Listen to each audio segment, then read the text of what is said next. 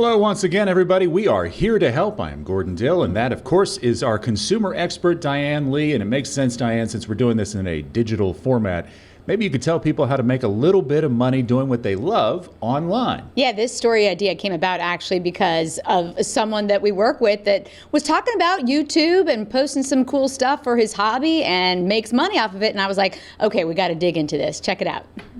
You might be surprised at how common it's become for people to make money off their social media and YouTube posts. So what does it take and how does it work? I'm 7 News consumer anchor Diane Lee with a look at success stories from right in our area as people turn their passion into cash. I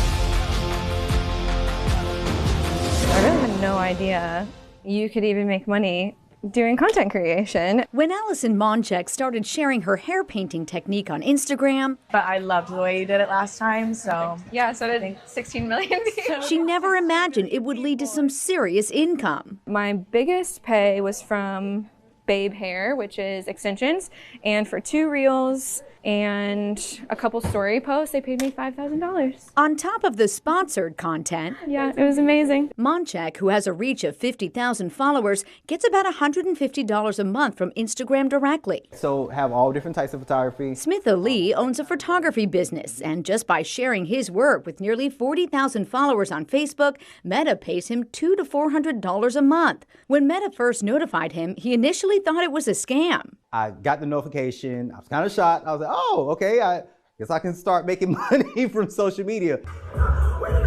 This one reel got more than 1 million views and banked more than $600. A lot of people think it's just the likes or just the viewing. Is no. When a person actually engages and drops a comment, Facebook and Instagram will therefore push that video even further because of the comments. And I have a hoodie in black and pink. And then there's merch. Have you sold any? I actually have. Justin Myrick's TikTok page, with more than 98,000 followers, is not only sharing his music and dance covers with a global audience, but offers numerous ways to make money, from live incentives to video gifts, plus checks from TikTok itself. Monetization wasn't even my goal when I started. I was just doing it for fun. I think that's one of the big things, that if you do want to see your channel or your account grow, have fun with it. USC Upstate Communications Director Emily Gillespie says YouTube tends to pay the most for ads that run before and during your content, and you don't have to have tons of followers. For YouTube specifically, you need 1,000 subscribers and about 400 hours of watch time in order to get paid for your content. For Instagram, TikTok, and Facebook, people with about 10,000 followers, known as nano-influencers, can start to make money. That is, if you get the engagement. What's the biggest mistake people make here? I think giving up too early. Robbie Fitzwater, who owns a marketing firm, says consistency is more important than going viral. To build an audience, different is better than best, where if you understand what makes you unique, what gives you a specific different voice, that's going to be what people are going to connect with. Now, to stay relevant to your followers, there's a rule of 3 when it comes to posting. Hygiene are those frequent posts that don't go too deep. Hub is the higher quality content you post every 2 weeks. And Hero are the big moments that could go viral that come about once or twice a year. This hair being shorter. Some final words from the experts: be data driven. At the end of the year, I will typically look at what reels did the best for me, and I see any consistencies. Educational. The biggest thing is finding a niche that they love and that other people can learn from. And authentic. So I found my niche, but I also found what made me different. And that, like, once you find those two, you're pretty much golden. The best way to make money on social media platforms is through brand partnerships. And with YouTube, it's by signing up for AdSense, which allows you to get a cut of those ad dollars. All right, Diane, let's start with a reporter question here. Where do you find these people? Actually, social media, that's a big one, right? I also just reach out to people that I know in different industries and say, hey, do you know anybody? Because chances are, it's the 6 degrees of separation, right, Gordon? Yeah, that's true. That's true. A friend of a friend of a friend. It's not like how LinkedIn works. Yeah. Most of the people you're talking to, it sounds like this is supplemental income. This is just a few extra bucks a month on top of a regular. This is not a full-time career for people. Yeah, I mean, unless unless you are someone like Kim Kardashian or things like that, who's actually able to pull in a ton of dollars for promoting a certain product, you're not going to make a lot of money. But it's just neat to understand that, for instance, Smith Lee there had a post of his wife dancing, teaching line dancing at a wedding, and that went so viral that he got $600 just from that one single small post. So it is interesting to know that money can actually be coming from these social media platforms right to you if those platforms see some promise in you. Sure, and I, like him, I would think it was a scam. If I got an email from some internet provider saying, "Hey, we gave you some money," it's a huge red flag to me. Is there a metric by which, if I'm posting something online, I can tell, okay, I am legitimately going to start making money from this? What is that threshold? Oh, that's a really good question, because for certain platforms like Meta, for instance, they really are the ones who have to reach out to you in order for you to get paid by them. But there are certain thresholds that you should be aware of. So I mentioned nano influencers. That's if you have between 1,000 and 10,000 followers, usually more on the 10,000 follower side, then you could potentially be a nano influencer if you keep up with posts that, again, get a lot of comments and a lot of engagement. And the way to do that is by responding. In addition to getting those comments, you want to respond to those comments.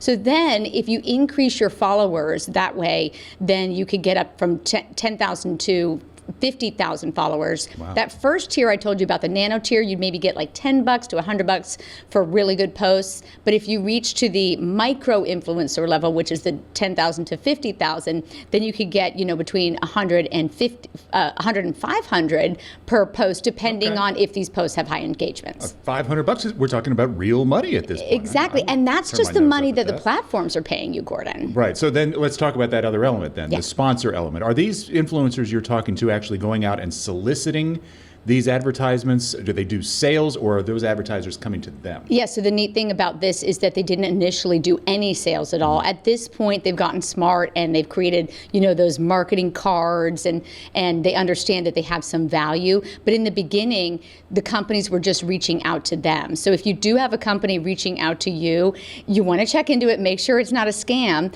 But for instance, Allison Monchek here, this is her card where she can identify how much is, her reel. You see her day rate is $2,000, hourly rate is $350. So depending on the different posts that she has, Instagram post would be $650, a reel $800. So she separates those, and the way that she came up with those figures is by basing it on what the companies initially were willing to pay, and then once her followers gained, she was able to get to over, as you see, 50,000 followers. Wow. And when that happened, she was able to legitimately increase her rates all around, and she's still getting companies reaching out to her because they are actually seeing a difference when they have her do these posts, and she does it in a way that doesn't seem too much like an advertisement and really shows the product.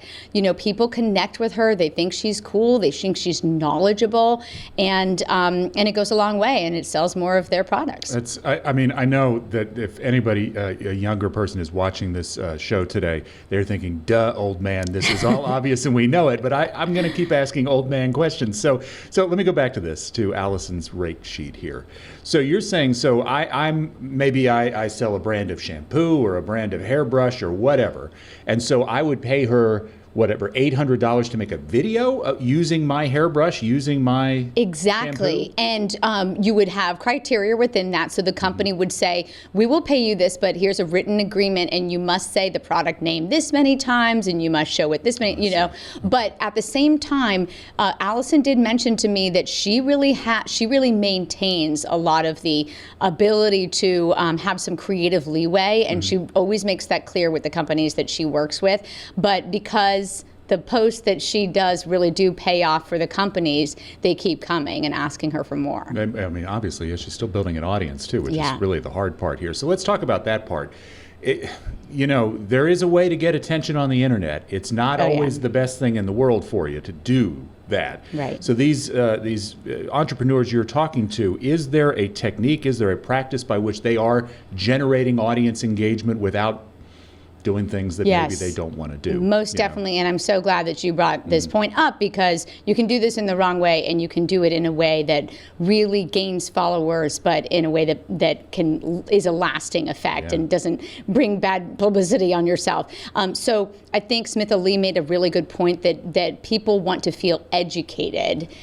So when you send your post out there, try to give them some useful knowledge. I mean, if you're an expert in something, for instance, he's an expert photographer or videographer, so sometimes he'll share some of those techniques, and in a day and age when everyone is taking videos and film, they want to hear it, in addition to just seeing his smiling face and his patrons. When it comes to Allison, she also stressed not only educating, but data, checking the data. So she goes back, sees which posts worked. If you're not data driven, you're not going to be successful. And what people who are starting out in this might notice is that places like Meta will contact you and share that data, and you'll have that in your notifications. Check your data. You've gone up this many followers, or this post has been the most successful. So if you're not staying on top of that, you're probably not going to start to understand the real algorithm of why these things are successful. And then finally, the creativity. Justin there had such creative posts, and he had them highly produced. That microphone that you see right here, the real microphone, that wasn't a real microphone for him. In fact, none of that background in any of his posts is real. He is an excellent producer. He's worked out in the Hollywood area before he came back here and started doing a lot of the work that he's doing here. And he learned all of that editing. So if you have a talent like that, you can really capitalize off it. I mean, to the point on the metrics, I mean, for instance, sports TV shows do the same thing with ratings. They can do it minute by minute, and they'll say, boy, people stop paying attention when we talk about hockey.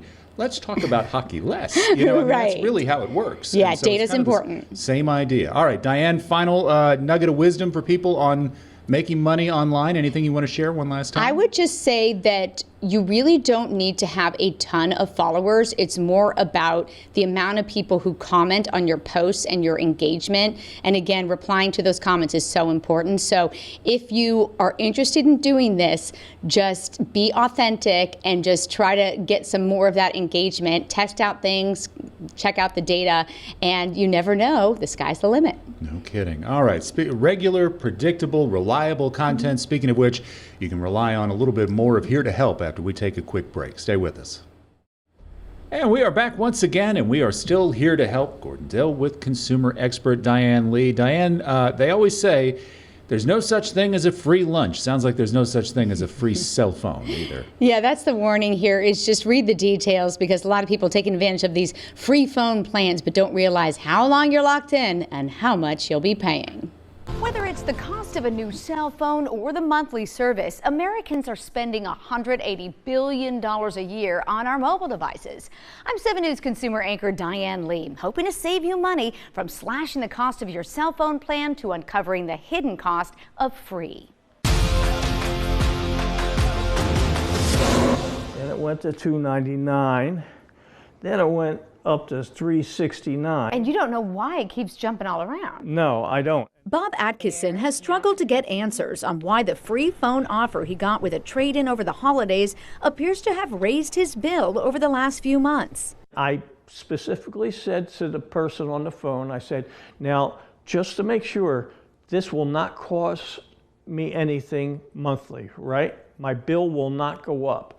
And she said, no, as a matter of fact, it's going to go down. With Verizon, anyone can trade in. Atkinson had seen this commercial. And get iPhone 16 Pro with Apple Intelligence on us. But now the offer he thought he was getting doesn't add up. It actually shows that I've paid more money. And if you hadn't checked your bill versus the ones before you got the new phones, you wouldn't have known. No, I wouldn't know.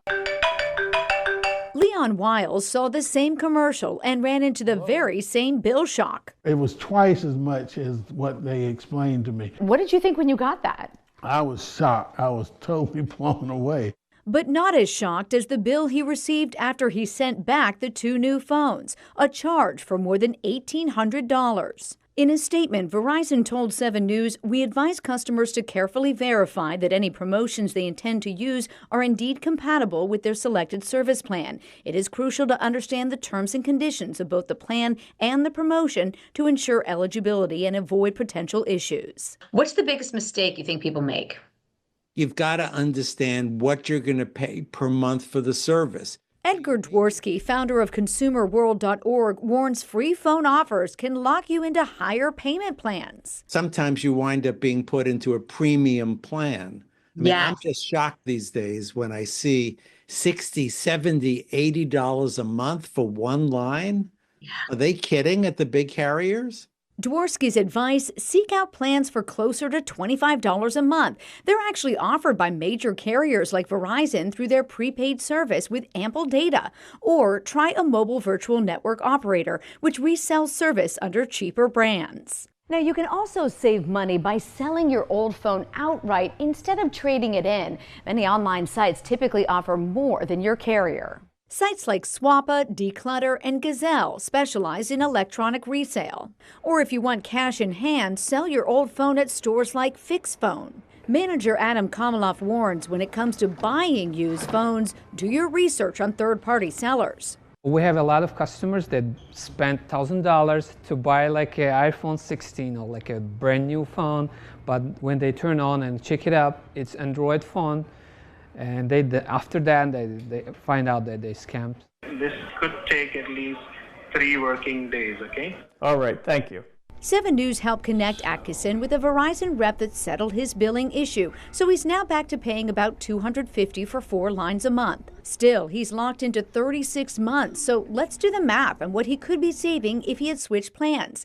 If he bought the phones directly from Apple, they would be $1,600. Selling his old phones would have yielded $600. And if he switched his plan to a prepaid unlimited for $25 per phone line, he would save $140 each month. In 36 months, he'd have $4,400 extra dollars plus 2 paid-off phones.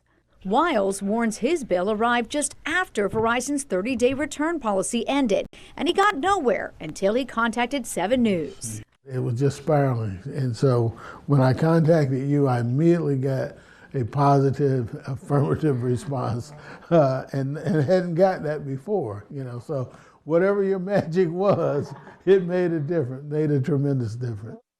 Now, we were glad to see that $1,800 dropped, but it shouldn't be this frustrating. The moral of the story, get in writing what your charges will be, including taxes and fees for any free phone offers. And if you're paying more than $25 to $35 a line, know there are high data plans out there that could drastically lower your bill.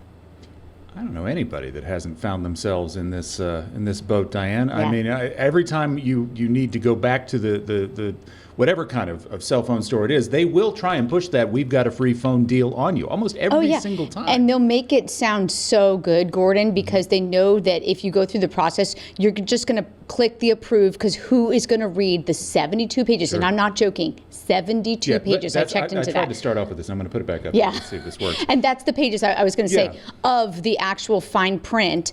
And Verizon is advising that you do this. I was on the phone with a wonderful Verizon customer service representative who actually did explain, because I said, does anyone ever read the 72 pages? No. And he said he had one customer in his entire, many years of working there that did, and he was on the phone with that customer for 4 hours. Wow. I mean, but this statement you got from Verizon almost essentially says, well, we hate it for you, but we wrote it down. Right. But it's on the you. catch-22. We're not going to help you. Yeah. I mean, and I'm not trying to make Verizon out to be a bad. It's really just that you have to verify. You have to ask the questions. Mm-hmm. And those agents, many of them are trained very well. So when you ask the questions, you can get the right responses. But you have to really dig deeper.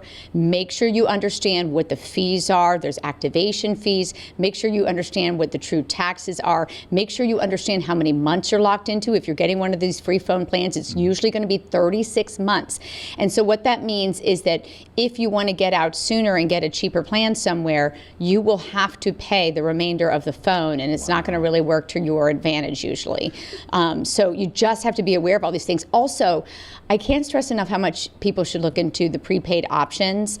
They do offer unlimited plans. We got a plan for my son who it was, if you paid up front for the year, you could pay $300 for the whole year, and that was unlimited talk, text, and data for the whole year for these prepaid. So we just gave him, an old iPhone, and bang, there you go.